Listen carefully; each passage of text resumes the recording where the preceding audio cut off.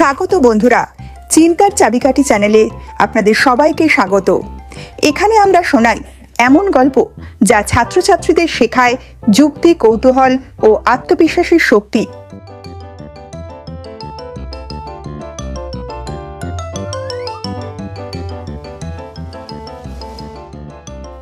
আজকের গল্পে রয়েছে সমস্যার সমাধান খুঁজে নেওয়ার এক অনুপ্রেরণামূলক শিক্ষা।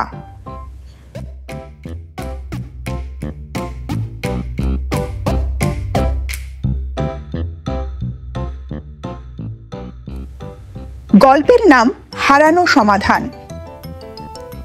অষ্টম শ্রেণীর ছাত্র রাহুল সবসময় প্রশ্ন করতে ভালোবাসত, কিন্তু বন্ধুরা হাসত, তুই এত প্রশ্ন করিস কেন? একদিন স্কুলে বিজ্ঞান শিক্ষক একটি চ্যালেঞ্জ দেন যে এই সমস্যার সমাধান খুঁজে বের করতে পারবে সে পাবে বিশেষ পুরস্কার।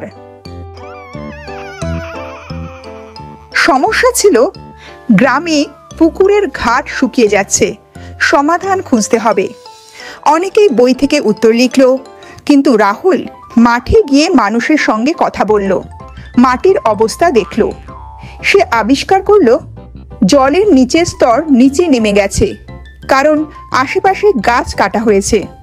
সে সমাধান লিখল, গাছ লাগাও, জলের স্তর ফিরবে। শিক্ষক অবাক হয়ে বললেন, চিন্তার চাবিকাঠি হলো পর্যবেক্ষণ ও কৌতূহল। বইয়ের বাইরের বাস্তব থেকে শিখতে হবে।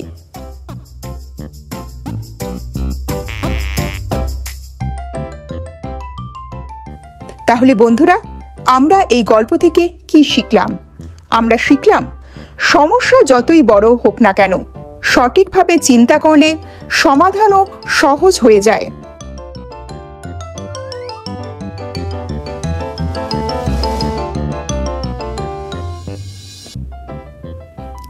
বন্ধুরা, আজকের গল্পটি আমাদের শিখিয়েছে চিন্তার চাবিকাঠি হলো কৌতূহল আর যুক্তি।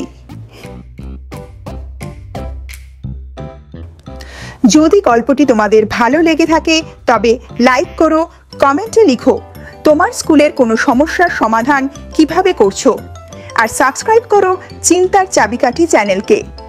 মনে রেখো, শেখার আসল শক্তি শুধু বই নয়, চিন্তা করার ক্ষমতায়।